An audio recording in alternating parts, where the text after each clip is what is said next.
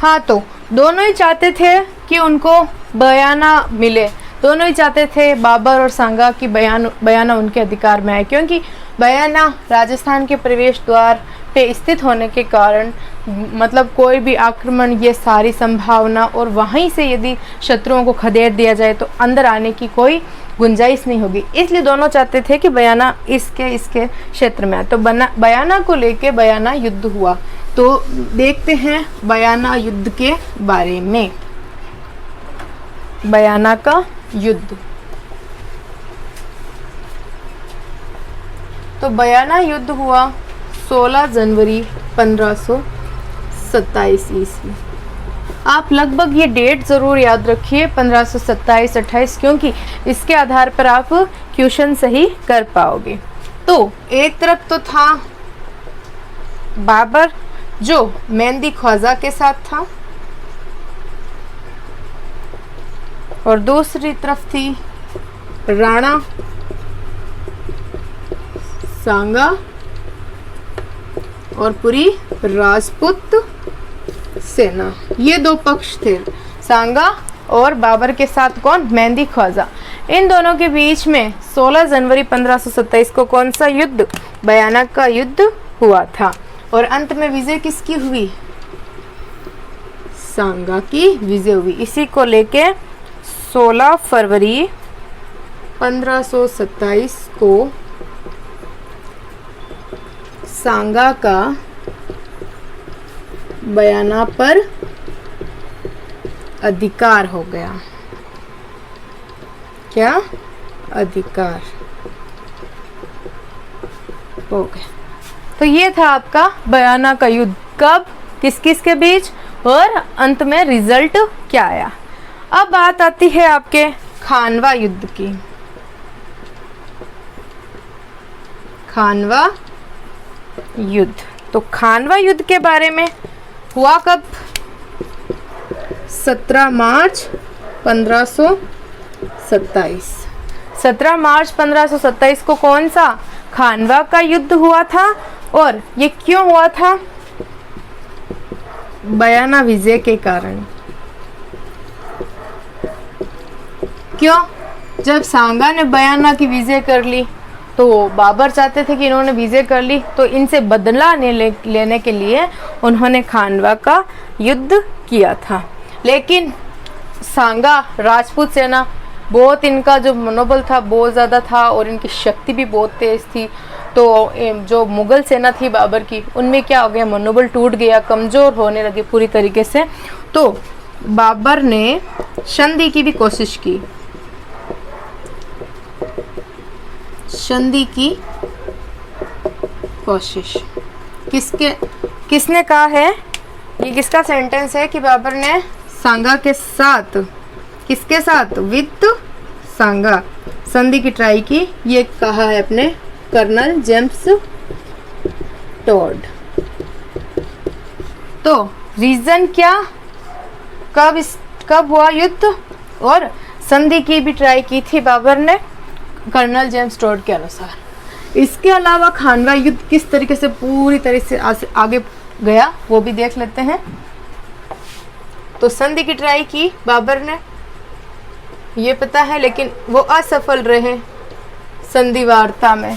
संधि का कोई निर्णय नहीं रहा, ना ही संधि हुई दोनों के बीच में। तो बाबर संधि चाहता था किसके साथ, सांगा के साथ, खानवा युद्ध से पहले, कि जो है राणा सांगा बाबर के साथ संधि कर ले। किसके तरफ से, सामंत सिंहलदीदी तंवर, किसकी हेल्प से, सामंत सिंहलदी तंवर, इनकी मध्यस्थता थे। बाबर ने कहा कि आप जाओ और राणा सांगा से आग्रह करो कि हमारे साथ संधि की जाए, लेकिन उन्होंने संधि नहीं की। लास्ट में देखा कि इनकी बाबर की सेना बहुत कमज़ोर हो गई, तो इन्होंने अपने इस खानवा के युद्ध को क्या घोषित कर दिया, बाबर ने एक धर्म युद्ध घोषित कर दिया। यानी कि मतलब जिहाद जिहाद घोषित कर दिया कि ये अपने धर्म की रक्षा के लिए लड़ा जा रहा है, इसमें आपको जीतना ही पड़ेगा। लेकिन संधि का अंत में कोई निर्णय नहीं निकला और इनकी सेना कमजोर होती जा रही थी। बाबर की सेना कमजोर, इसका वर्णन स्वयं बाबर ने किया था। स्वयं बाबर ने तुजु के बाबरी यानी कि बाबरनामा में किया।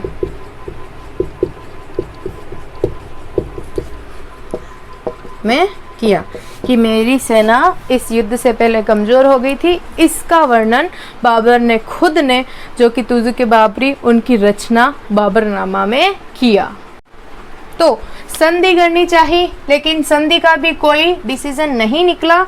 तो फिर मार्च 1527 को युद्ध प्रारंभ, युद्ध स्टार्ट हो गया और ये हो गई सारी चीज़ें कमज़ोर, किसकी तरफ से संधि करनी चाहते थे, और इनकी रचना तुजु के बाबरी में इनकी खुद की सेना की कमज़ोर हो रही थी, इसका वर्णन। और अब 1527 मार्च, इसके बाद युद्ध प्रारंभ हो जाता है। तो खानवा युद्ध 17 मार्च 1527, इसमें सांगा की सेना के बाएं भाग ने मुगल सेना के दाएं भाग पर आक्रमण। जब बाएं से दाएं, वरना ये होता है रूल कि दायां भाग दायां तरफ की सेना पर आक्रमण करेगा और बायां बाएं, लेकिन सांगा ने पूरी तरीके से अपनी सिस्टम ही चेंज कर दिया। बाएं भाग की सेना ने दाएं भाग पर आक्रमण, तो बाबर की सेना कमजोर, अचंभित हो गई, संयम खो गया उनका कि ये क्या हो रहा है। असंयमित हो गई किसकी? बाबर की सेना। फिर अंत में जाके बाबर ने तोप खाने का प्रयोग, तोप खाने का प्रयोग। तो जब राजपूत सेना ने फर्स्ट टाइम तोप खाने का सामना किया था, तो वो अब मतलब अचंभित हो गई, असंयमित।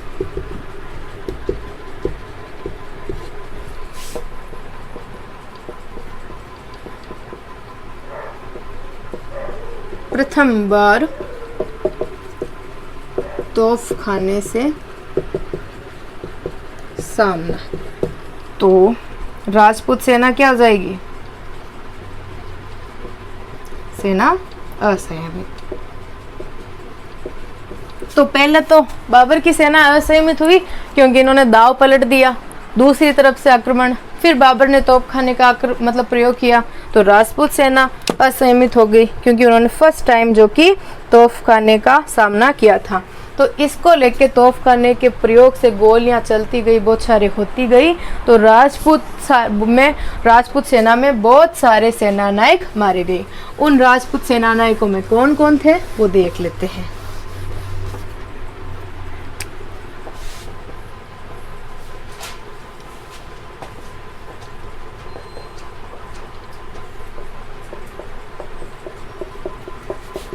तो चंद्रभान,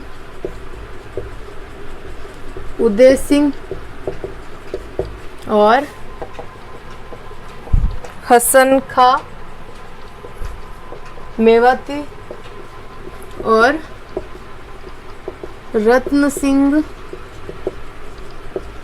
चुड़ावत, रायमल राठौड़ और रतन सिंह मेड़तिया, ये सारे शासक तोफ खाने की यूज से, मतलब फर्स्ट टाइम यूज सेना तो मरती है क्योंकि सैनिकों का कौन ध्यान रखता है, लेकिन प्रमुख सेना नायकों में ये सेना नायक भी वीर गति को प्राप्त हुए। फिर बात आती है कि इन सेना नायकों में कौन कहां से था।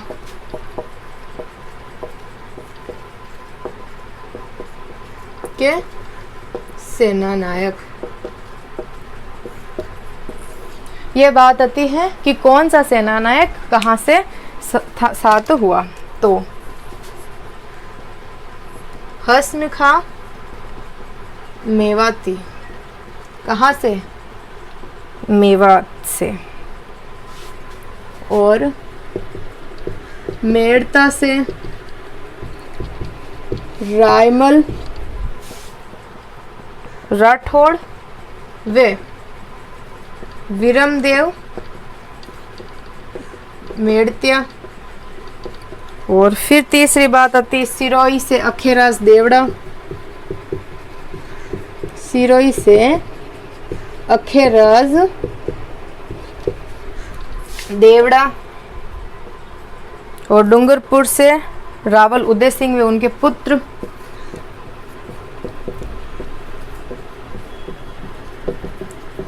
रावल उदय सिंह वे उनके पुत्र। और फिर बात आती है हाड़ौती से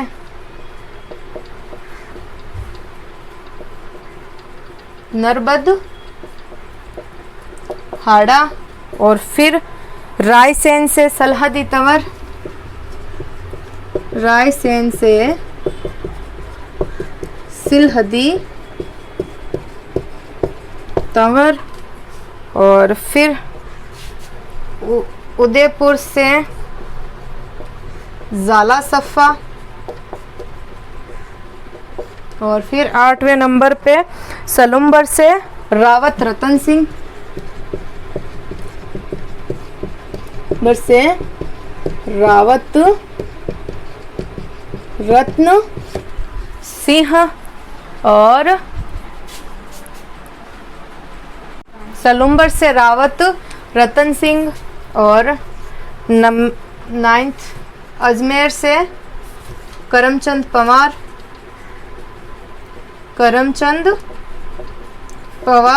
और 10th नागौर से खनाजाड़ा, नागौर से खनाजाड़ा, ये हो गए। फिर 11th पे आती है चंदावर से चहयान और माणिक चंद्र चौहान, चंदावर से चहयान वे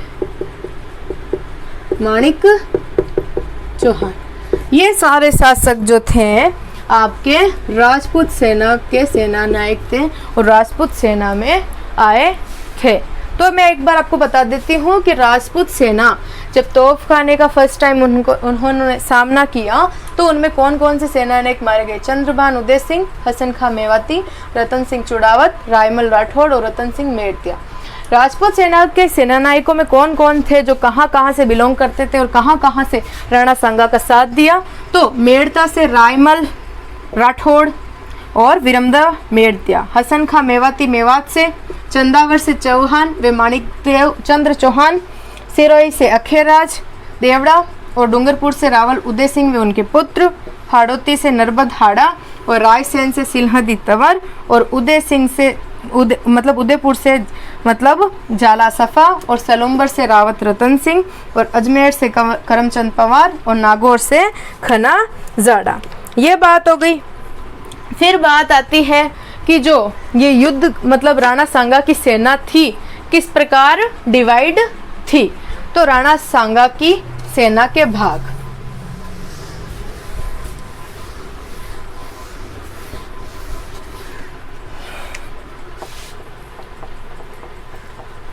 सांगा की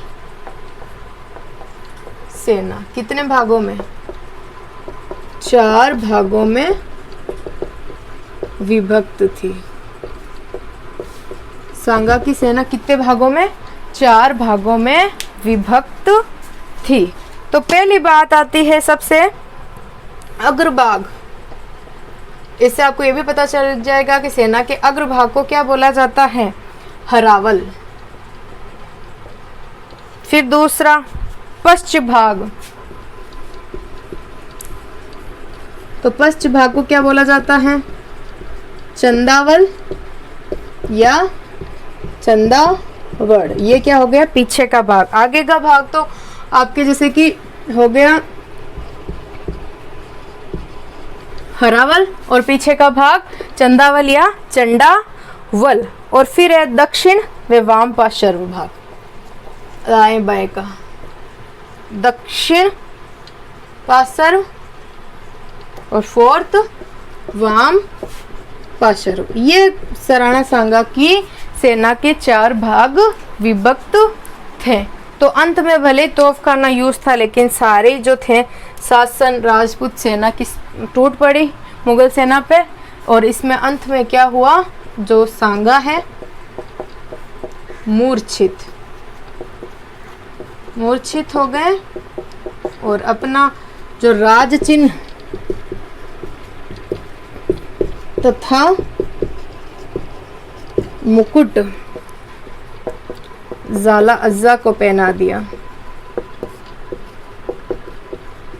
तो जब ज़ाला अज्जा को पहनाया तो मुगल सेना ने क्या समझा कि ज़ाला अज्जा क्या है, सांगा। और अंत में ज़ाला अज्जा क्या हुए, शहीद। ज़ाला अज्जा वीर गति प्राप्त, वीर गति को प्राप्त हो गए। और फिर सांगा है जो कि युद्ध क्षेत्र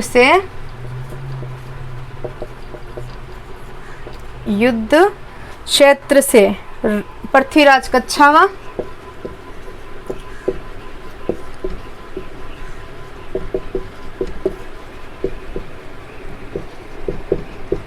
मालदेव चौहान वे अखेराज देवड़ा द्वारा बंसवा लाए गए।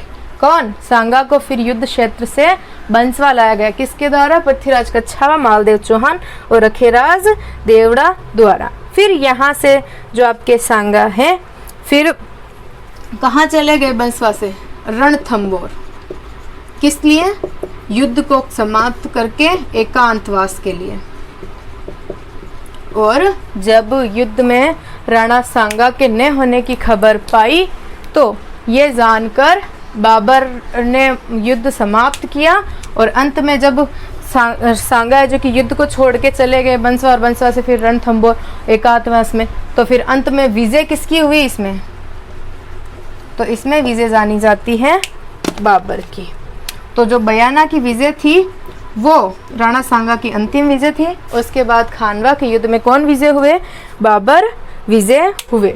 तो सांगा की सेना के 4 भाग कौन कौन से, फिर सांगा मूर्छित हो गए, अपना मुकुट राचिन देकर ज़ाला अज्जा को, फिर जो कि बंसवा चले गए इन लोगों की हेल्प से, पृथ्वीराज और मालदेव इनकी हेल्प से, और बंसवा से फिर रणथंबोर एकांतवास के लिए। तो इसके बाद निर्णय यही निकला कि सांगा ने युद्ध क्षेत्र को छोड़ के निकल गए और सांगा की सेना भी मतलब शहीद वीर गति को प्राप्त हुई। तो अंत में विजय बाबर की मानी गई और बाबर की खानवा के युद्ध में विजय हुई और राणा सांगा की पराजय। तो अब यहाँ तक इतना ही इस वीडियो में। नेक्स्ट वीडियो में हम पढ़ते हैं पाली पर्वण की परंपरा, हिंदू सुल्तान, उनको कौन कौन सी उपलब्धियाँ मिली, कौन कौन सी उपाधियाँ मिली, और पाली पर्वण परंपरा क्या होती है, और सांगा की पराजय के रीज़न क्या क्या, वो सारी चीज़ें हम नेक्स्ट वीडियो में देखेंगे। आई होप आपको ये समझ आया होगा। Thank you so much. जय हिंद, जय भारत, जय राजस्थान, खम्मा गणी।